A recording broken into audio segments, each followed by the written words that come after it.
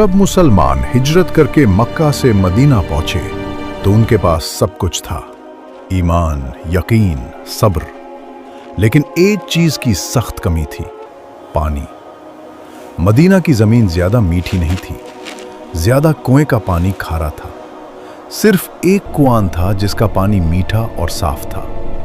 उस कुएं का नाम था बिर्रुमा। इस कुएं का मालिक एक यहूदी आदमी था।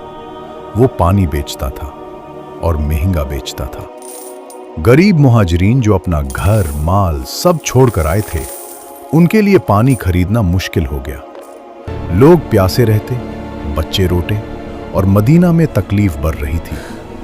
तब अल्लाह के रसूल सल्लल्लाहु अलैहि वसल्लम ने फरमाया, कौन है जो रुमा के कुएं को खरीदकर मुसलमानों के लिए वक्फ करे और उसके लिए जन्नत हो।